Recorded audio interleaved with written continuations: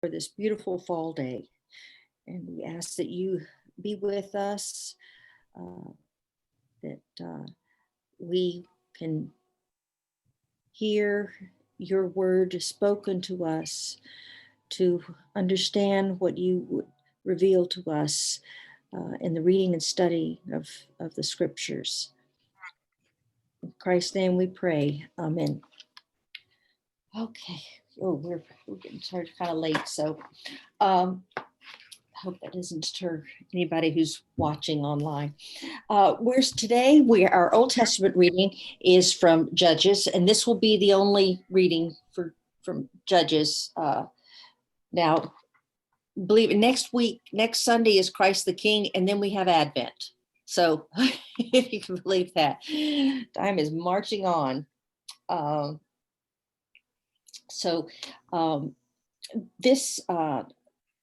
The book of Judges, it's a series of songs and poems and stories about the history of Israel during this time when they were ruled by judges.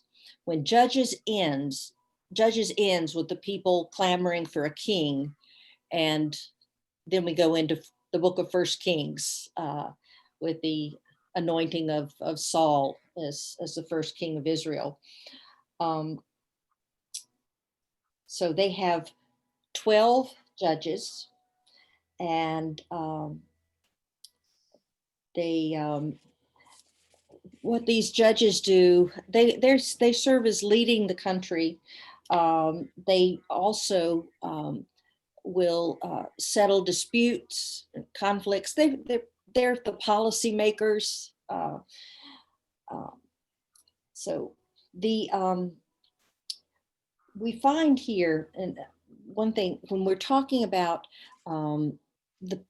their being in conflict with others, and this particular passage, shows a particular conflict with a group of people. Each time this has happened, and this doesn't come out clearly here, every time a new group is in conflict with Israel, how they fare is the conflict, according to the book of Judges, is that when Israel starts to backslide, and start to move away from God, then a group of people come in to try to take them over. It also shows then that their taking over the lands of Canaan was a gradual process. It wasn't just all, one day. And and they had, they would go one step forward and one step back sometimes. And so right before this passage, there was the story of another judge, and it's reflected in the first verse here, the story of Ehud, Ehud. Now, he became a national hero because under his leadership, they defeated the Moabites, which was a big group. They had been kind of oppressed by the Moabites for about 20 years. And in this story, there's some violence in Judges, as there's some too when we get into the era of the kings. So what happened? The king of the Moabites was named Eglon, and Ehud tricked Eglon into seeing him in private to deliver a secret message from God. And he went into the tent with the king, Eglon, and he had a concealed sword, and he assassinated him.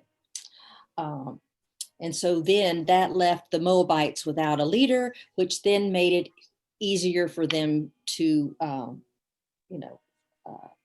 be victorious and to unshackle themselves from that oppression. So I don't know what happened. I read back and tried to find out, exactly what happened, but that caused the Israelites to become subjugated to another group. And this was the group, the king was Jabin. He rules at Hazor. So now Hazor, it was an important city in Galilee, because it was close to several trade routes. You'll find, when you look in the context of many of these battles in the Bible, something is at stake that is worth something, like uh, prime property, which usually meant uh, property that could be used to facilitate trade and to make more money. This is one of the reasons why Israel has been in such conflict, for 3,000 years with its neighbors, because Israel provided a land passage to other areas, so they didn't have to go this long, circuitous route by sea. Of course, Israel itself is very limited in its natural resources. It's its placement, the placement of the land, that it's made it so disputed. So anyway, this king, Jabin, and he had, we call him like a general, Sisera. He was the chariot commander. So when one of the things that doesn't come out clearly in there, unless you understand that Israel's enemies rose up as God's punishment when they had sinned. So to say that he had 900, or what was the number, this huge number of chariots, it might have been a bit of hyperbole to show how great Israel's sin was, that they had this formidable, powerful adversary. And evidently the Israelites didn't have chariots, that they just had foot soldiers. So at this time, this story is unique in the Bible. Deborah is the fourth of the 12 judges in succession, and she's the only female judge, and she's also one of the few females in the Bible that is called a prophet. There are only 9 women who are called prophets or prophetesses in the Bible, and I looked those up. They include Miriam, Huldah, Noadiah, Isaiah's wife, who wasn't named. Then in the New Testament, Anna, in Luke, you remember the story of Anna and Simeon? Anna was labeled as a prophet. And then Philip's 4 daughters. And we don't know their names, but they were called prophets. So the name Deborah appears earlier as the name of Rebecca's nurse. Rebecca was the wife of Isaac. So Deborah is actually a great biblical name. It's unfortunate that it's kind of gone out of favor. It's no longer, it was trendy for a while, but unlike Elizabeth and Sarah and Anna, it never, it hasn't remained in fashion, which surprises me, because you have 2 characters of this name, and Deborah was such a great figure, in the Old Testament, female character. So she leaves the military leadership to her general, who is Barak. Yes, Barak. That name sounds familiar. Uh, um, and she orders him, led by God, she orders him to assemble the troops that from the northern tribes. The tribes were Naphtali and Zebulun on Mount Tabor, and it's southwest of the Sea of Galilee. And according to what she's been promised, God will draw out the enemy and will give Israel victory. What we don't have here is the rest of the story. When we get into verse 8 and 9, Barak refuses to go into battle alone. So Deborah agrees to go with him. And this is totally against the normal patriarchal way of things in the Bible. For a woman to go into battle, and a man who's afraid to go into battle asks this woman to go with him. So she goes with him, and Jael, the wife of Heber, took a tent peg. Now, let me put it this way. Let me go back. So God brought in all this rain, and the chariots got stuck in the mud. Sisera escapes and to safety in his tent. And this woman, Israelite woman, Jael, she kind of seduces him and agrees. He invites her into his tent, kind of like, Ehud assassinated, Eglon. So Sisera invites her in his tent, and then she kills him with driving a tent peg, into his brain, basically. So yeah, a lot of violence in this particular saga there, Deborah. So I thought, in looking at the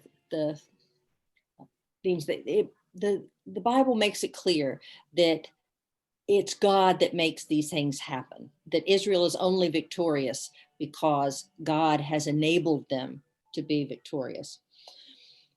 I also kind of focused on the phrase, that Barak didn't want to go into battle alone, and so we have him making this thing, I don't want to be alone, and then we have the people the events being orchestrated by God, which shows that the Israelites weren't alone.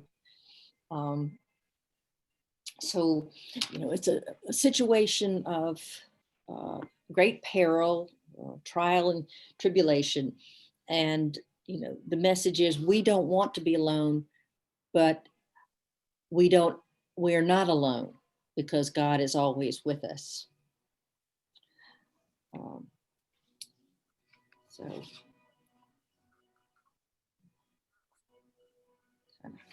now the Psalm speaks to the same issue. When you first start reading Psalm 123, to you, I lift up my eyes. And then that sounds very familiar, doesn't it? Mm-hmm. There are like 3 Psalms that start in a very similar way to that. So here the theme is, when you're in trouble, like in the Old Testament reading, when you're in trouble, you look to God for support and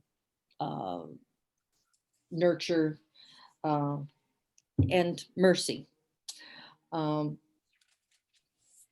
And that is spoken aloud here, have mercy upon us. The relationship between the person and God, or the people and God, is one of, a servant to the master, the handmaiden to her mistress. So these are, in that society, with the servants, they were totally controlled by the person above them, the person who owned them or whatever. Um, and so um, they were supposed to look to the eyes of the Lord as they would their master or mistress. I kind of had it in my mind, this image of so many British films or television shows about the British royalty, particularly like in the time of Queen Victoria and so forth, where the servants would just stand there and wait for any little signal that something was needed. They even to the point of anticipating what the royal person wanted, and so that's kind of the image that came to my mind there. Um, so the reason is, for we have had more than enough of contempt. More than likely, it is believed that this was after the Babylonian exile was written. So of course, they're tired of their oppression. It fits in with the Old Testament as a response to the Old Testament reading, because Israel in its infancy was still in that promised land, was still having to fend off oppressors. And that was the backdrop from the last two stories in Judges. So they're looking, and what they're looking for, not only mercy, but because they're tired of having this contempt, the, these oppressors having contempt for them, they're really looking, the issue is really justice. Our soul has had more than its fill of the scorn of those who are at ease. Those are, who for whom life is easier, and so forth, of the contempt of the proud. And in society today, who might feel this, the scorn of those at ease, or feel the contempt of others? I was just thinking about the nature of race relations. Yeah, that's what As came you to were mind for reading me. that, that's what first thing that came to my mind. Yeah. I think about the times of slavery, the words of the spirituals, and they're crying out to God. Um, it was for cries of justice, really. They had these oppressors. Um, and though they were very much of a Christian nature, they still had the theme of justice was very strong in them. And we look at the whole, Black Lives Matter movement that's come out of police incidences, and it's, I think, that bubbling over of the lack of the perceived lack of justice, or a different justice for people of color versus people not of color. I think we could also say the same of the poor, who have always been ones that have been oppressed, treated with contempt uh, uh, of those who had plenty. Um, I'm sure we could come up with others, but this is the fuel of the suffrage movement, of the civil rights movement. Being tired of the contempt and the oppression of those who wielded power. Go on to the epistle.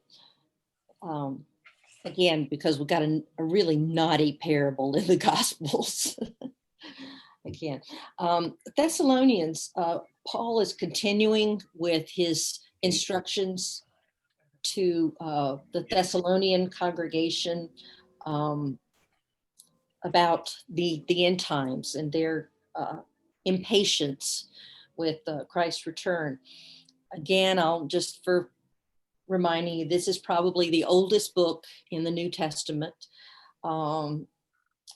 This was supposedly written by Paul along with Silvanus and Timothy. those three founded the church there in Greece on their second missionary journey. And we know that from the report in Acts that this is when the church was founded. But they were forced, Paul and Timothy and Silvanus were forced to leave because of persecution. And so this letter was written from Athens to the congregation in Thessalonica, because Athens is where they went to for safety. So we just read from last week that Paul had assured the people that were worried about their friends and relatives who died before Christ's return, that they would, they would see salvation, they would be with Christ, second coming. And he reminds them again that God, that Jesus will return like a thief in the night. And then again, that theme of let us not fall asleep as others do.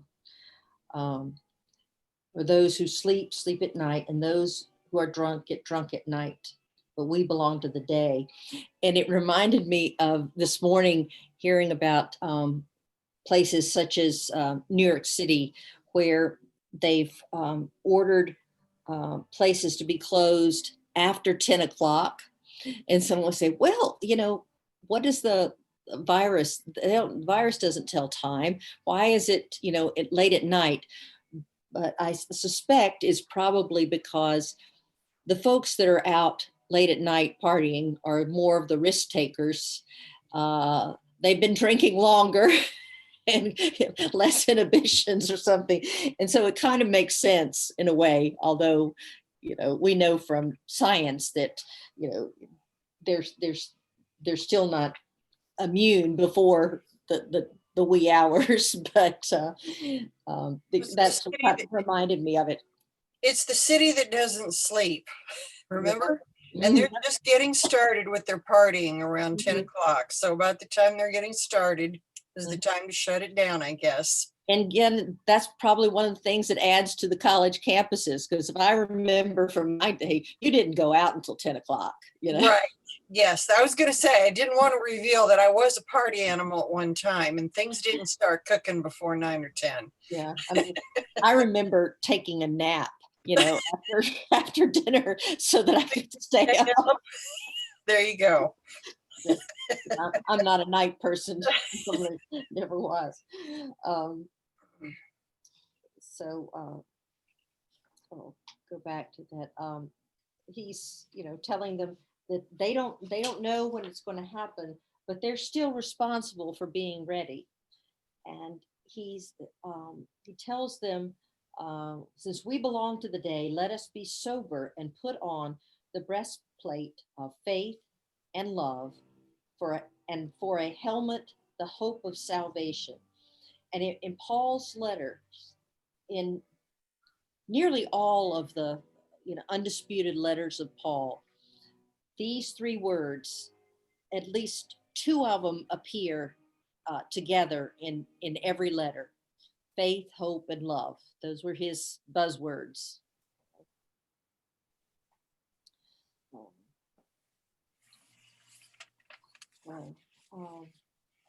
And then this is a repeat of how he ended, or in the closing of last week's reading about the parable of the, not, excuse me, that was the gospel.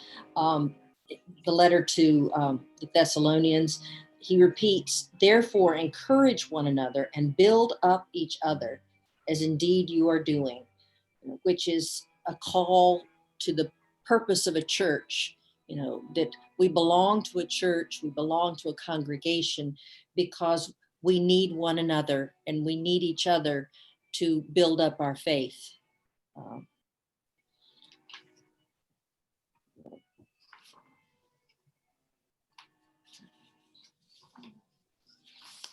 see. Let me Anything else strike you in this passage?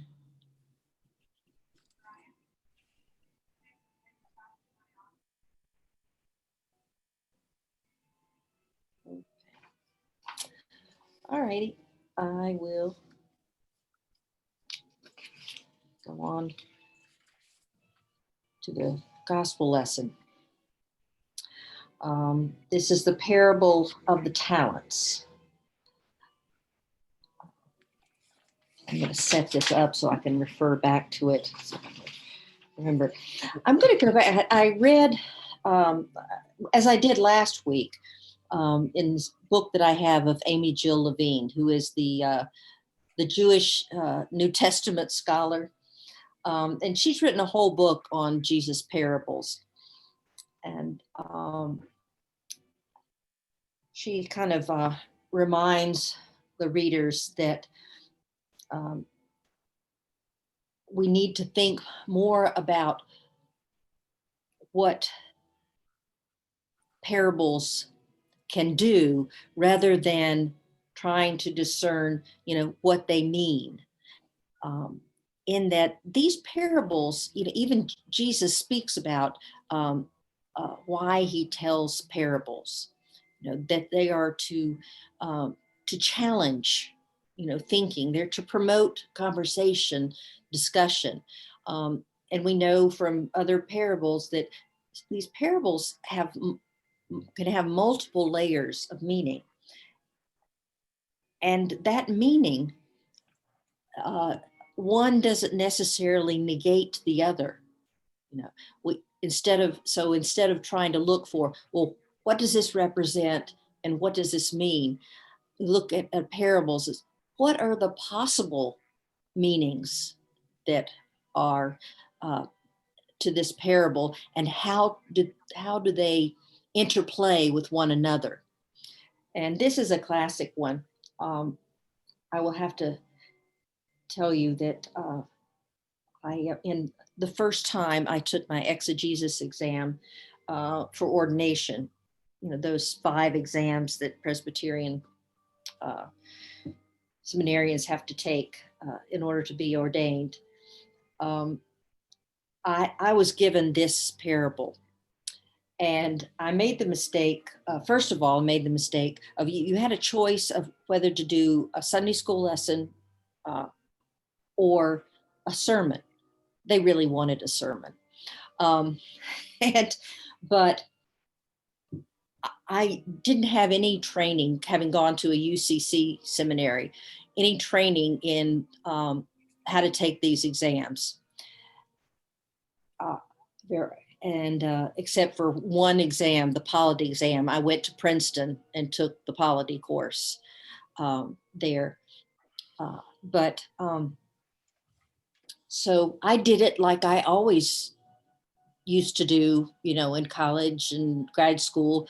When you're going to teach something, you thoroughly go into the subject matter, and then I was supposed to provide an outline.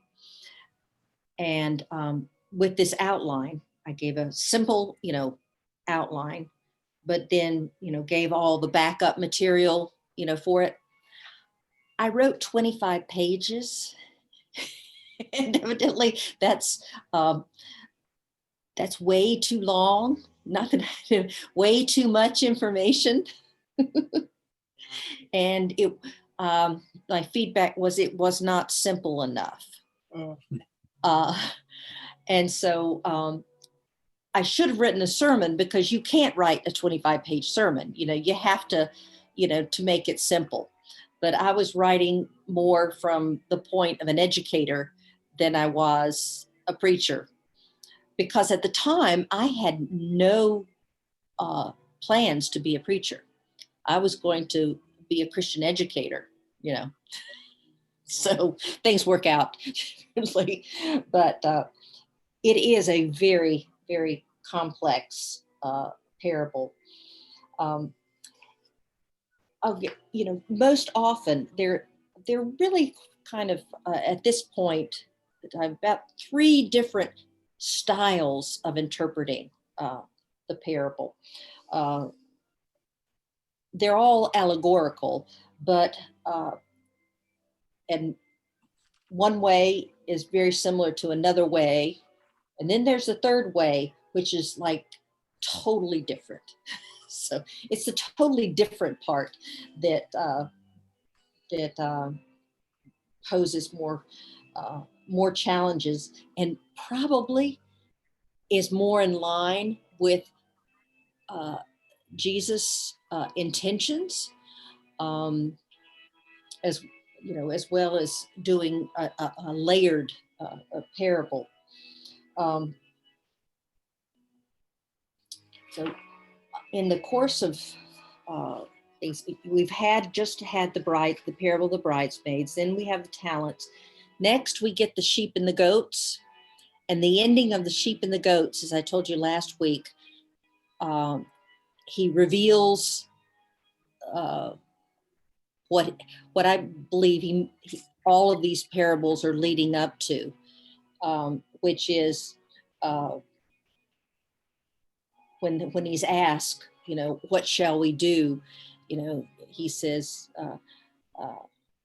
whenever do for the least of me these, do as you would for me, do for the least of these. So that really colors everything and makes this parable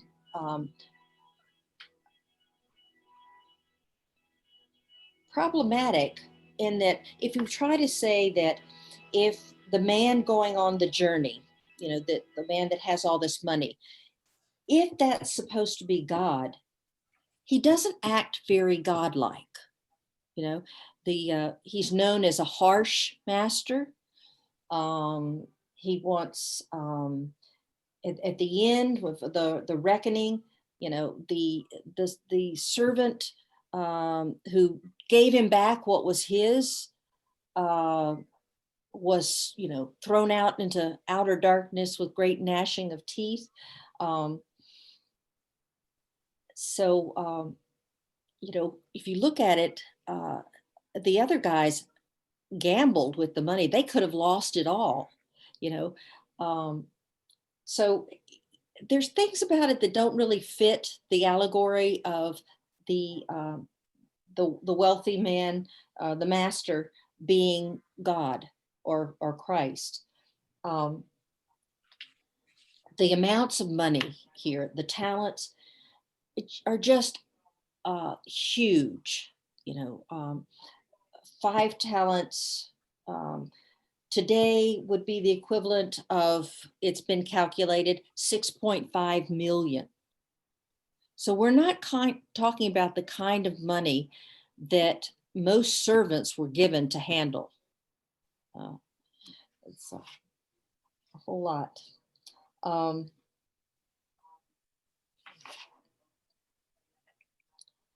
So the first common interpretation of this parable is that Jesus is the master. He's going away on a long journey. He's left the scene, which is, what is being discussed in chapter 24 and 25.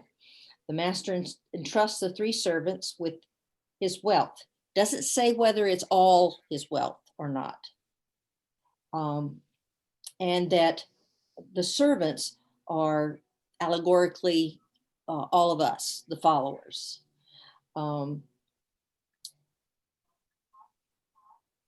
So then the third servant, who buried just the 1 talent, was berated and condemned by the master for not doing more. In this interpretation, it would be like believers who are not willing to make the most of their gifts and their callings.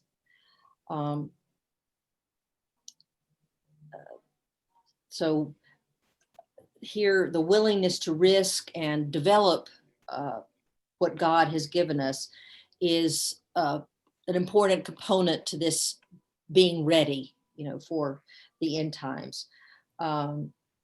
And ask the question, have we made good use of our gifts?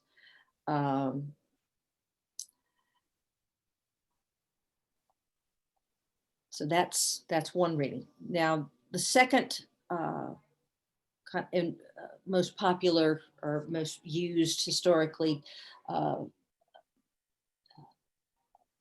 explanation is that the master was not Jesus, but God, and the first two servants represent Jesus' disciples. And they're being entrusted with something that's more valuable than they could ever earn. And so they need to put it to work. And the third servant would then represent um, a tradition of becoming stuck and inward looking, because he was concerned about what the master would do to him. Um, um, so it could be like with Jesus pointing to the scribes and the Pharisees. Uh, they had been given the law and the promise that God would bless not just Israel, but the whole world. But rather than, sort of spreading the good news, they maybe metaphorically buried it in the ground and kept for themselves what was supposed to have been shared freely. Um,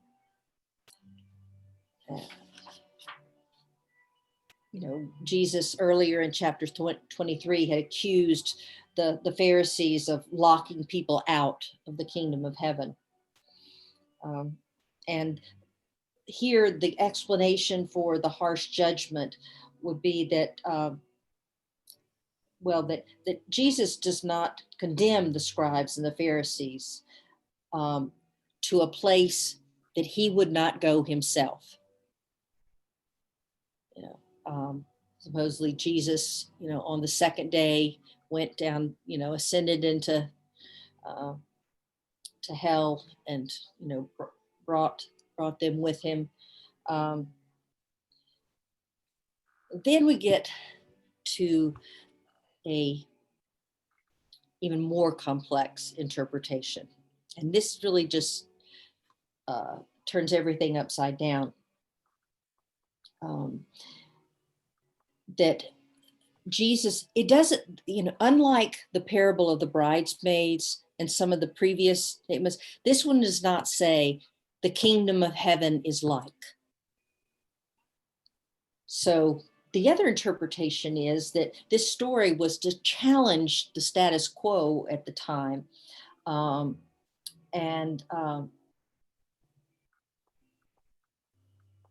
Thus, it would have less to do about our talent, about money or gifts, and more to do with oppression and power. The economic status quo at the time.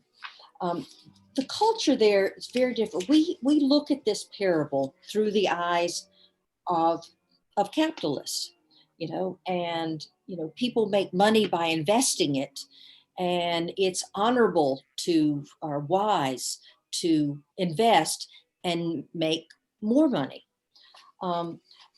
The society at that time operated on a different. They operated on what we call the honor and shame system, so that money was only honorable if it was used for honorable purposes, and they had really strong views, and Jesus shows this, in the temple, from the laws of the Old Testament against what was called usury. And usury is basically investing. You invest a certain amount of money, and then somebody else has to pay, and then you get more money. The economic system in the Bible runs on the what we call the zero-sum game, and if you have more, that's because you've taken it from someone else, and someone else has less. And so we read it, we probably read it differently than people of that time.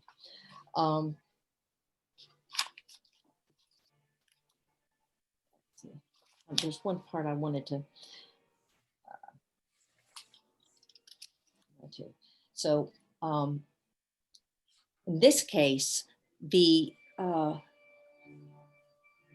third servant, when he was sent into outer darkness because he held all the money to save for his master.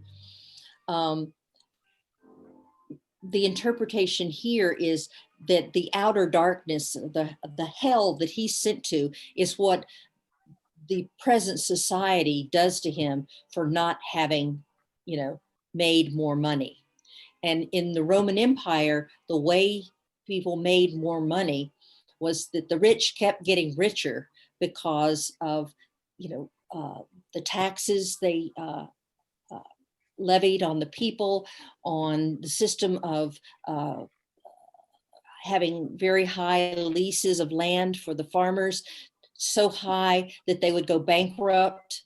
Then they could foreclose and have the land, and then basically turn those farmers into slaves, slave labor. So the other interpretation is that it's not the ones, at the end, the ones that had more talents, the first and the second servant, at the end, they got more, and they got even the third servants. That's the way the system works for the rich and the powerful. It worked that way in the Roman Empire. And frankly, it works that way in our society today.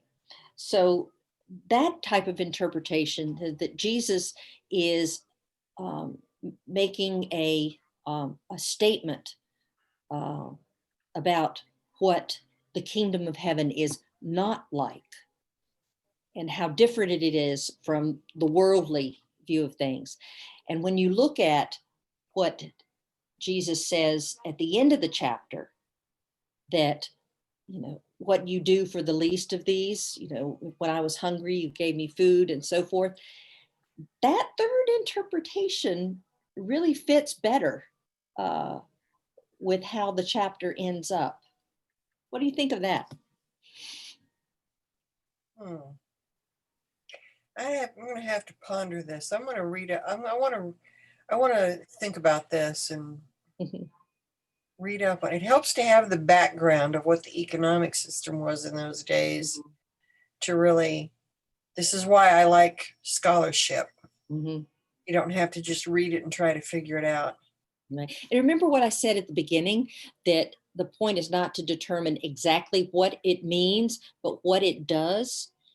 So we can have different interpretations of the parable joined together. They can be in tension with one another. You can take that first interpretation and the second interpretation and put it with the third and say, we're looking at this three ways, three-dimensional. And so then how do we put all that together? I think that's the key to these parables, is not focusing on one particular meaning, but looking at the possibilities, because Jesus was always challenging people to think below the surface and to get to the heart of things. So, anyway, that's what I'll, as I said, give you to chew on. And, with that third interpretation, just like when we were talking earlier in the Old Testament about oppression and so forth, we can certainly find instances in our society today that would fit with that third interpretation of, if this is the way things were working then, and how they work very similarly today, and then how do they the status quo, how does it fit with Jesus' depiction of the kingdom of God? So, anyway, A lot to think about. just something to think about.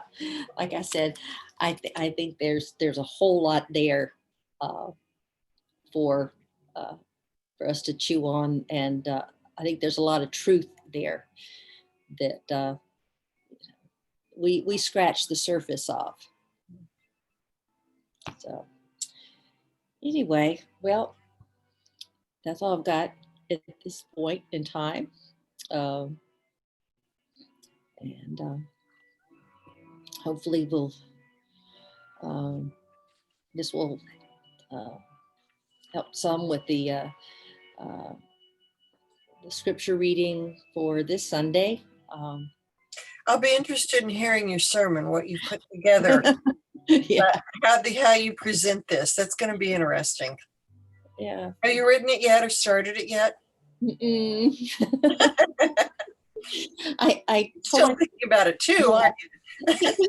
these parables are a bear. Mhm. And here we have the Old Testament lesson, which is pretty violent, which is also not easy to preach, you know? Yeah. A stake in the head. Yeah. And then she took a stake and drove it through his head. Yeah. Well, yeah, I mean, I always remember that story. It's like, wow, watch out for that gal. mhm. Yeah. So, Yeah. yeah. Um, Yeah, and- that parable with the talents, I always kind of disliked it because you're thinking the master's a good guy. But the third service points out basically he was a thief. He was stealing stuff. he That's was, how he accumulated his wealth. yes, And I always thought, well, he's not a good guy. Why right. are you taking a lesson from him? Like He's a bad guy. He's like the kind of the CEO that's getting these huge salaries on the backs of, the workers who make 1/1000th of, what they make. Mhm. He's saying, And so- he's mad because this one poor little guy didn't want to take any chances with the master's money. mhm, He didn't do anything to advance him, but he didn't set him back either. yeah, So, it's like, it's like the other two servants, got bonuses, whatever, but even if they had failed, They had lost it all. Yeah. yeah, but I look even in our society, we had in my hometown, cases where CEOs would run a business into the ground, and you'd have all these people out of work, and they would get these golden parachutes for running the company into the ground, Quite common. So, um, that happened a lot in the 80s too. They would Mhm. buy a company that was profitable and then lay everybody off or Rate rate it and then demonstrate how the profit is so in excess of the expenses. And of course that catches up, but not until after you've sold the stock and the interest in the company. and got another high-paying job. Yeah, it was like musical chairs, you dump it on somebody, you doctor up the books, dump it on somebody and escape with the profit, and whoever ended is a hot potato, maybe is a better example of it. It was a game of hot potato during the 80s. They don't do that so much anymore, I don't think. I don't They know. made some laws. One of the big deals was if you got to be the CEO of the company, you could invest the pension fund. Mhm. And you would invest the pension fund in such a way as to gain control of another company. Mhm. Then would allow you to invest their pension fund. And they were doing that and getting control of massive amounts of stuff with somebody else's money. And of course, then they could determine what kind of bonuses they got for being a CEO. Mhm. And there was a guy at Keystone here in Peoria that had started that scheme. And eventually they wrote laws about that because you could have a pension fund that was making 10% interest. They could turn it around and invest it somewhere, buying stock in somebody else that was turning 2% interest. And you think, why would they do that? Well, because they bought controlling interest in that other company. And now they were in control of that other company. And Was that a factor in the crisis of the pensions fund of state workers in Illinois? No, what's No, it's happened with different. no, that's a whole different, they've borrowed. The state, nobody is willing to pay taxes. So they borrowed from the pension fund to pay for things. And now they don't have the money to pay it back. There's a huge hole. Also, we went through a financial crash. Of course, the pension money is invested in the stock market. We went through a couple of big crashes and the value of it went down, plus the borrowing. And that's why we're having the pension crisis. And somehow public employees are somehow the bad guys in this because they get a pension. But had it been managed the way it was supposed to be, we wouldn't have a crisis. You're shaking your head, Jen. You agree? Well, being a teacher, and the teachers in Illinois are not allowed to put any money in the Social Security system. Yeah. And consequently, you know, my recompense for my retirement, which I did put money in, comes from that retirement system.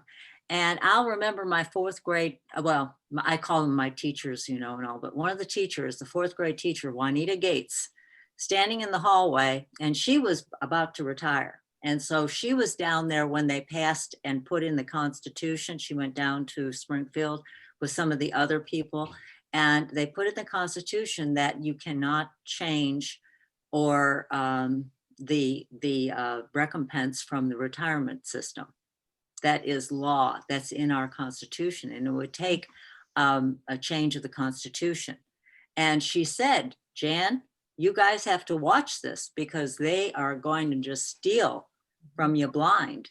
And all. Juanita's gone by now, but I mean, luckily, you know, somebody pushed for this, and that's what's in the Constitution. And now, as you say, we're the bad guys. Yeah. We're the bad guys. And We're we bad. did put money in. That's right.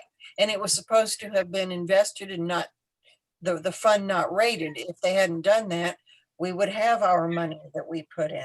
It sounds a lot like the Social Security situation. Yeah. Mhm.